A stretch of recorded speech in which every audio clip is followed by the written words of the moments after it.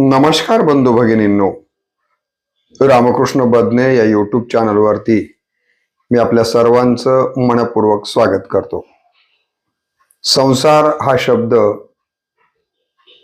त्याचा अर्थ संकोचही करता येतो आणि त्याचा अर्थ विस्तारही करता येतो.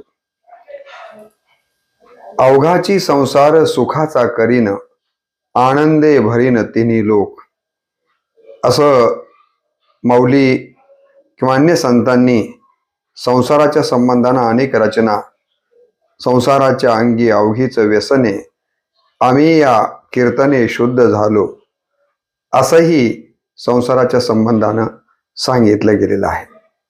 संसार या शब्दाचा विस्तारानं अर्थ जर बघितला तर जन्म मृत्यूचं चक्र याला देखील संसार म्हटलं गेलेलं आहे.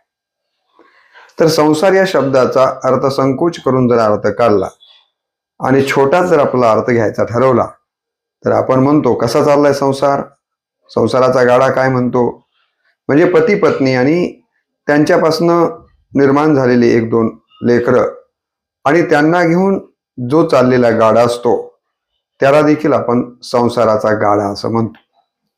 तर या संसार करणं इतकं म्हणावं इतकं सोपं नाहीये. याबद्दल बहिणाबाई चौधरींनी संसाराबद्दलची व्याख्या करताना सांगितलं होतं, अर संसार संसार जसात वाचुल्यावर, अर संसार संसार जसात वाचुल्यावर, आधी हाताला चटके मग मिळते भाकर, आधी हाताला चटके मग मिळते भाकर. जेवढा आपण समजतो तेवढा संसार हा सोपा नाहीये.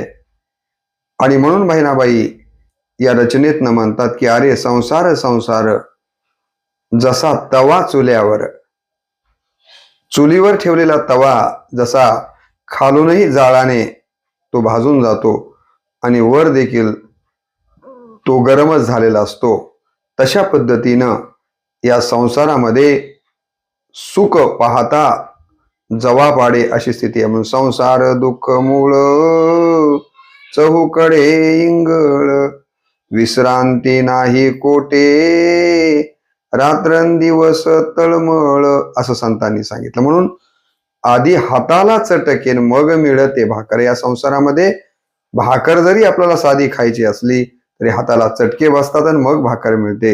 इतका हा संसार म्हणावा तितका सोपा नाहीये. परंतु संतांनी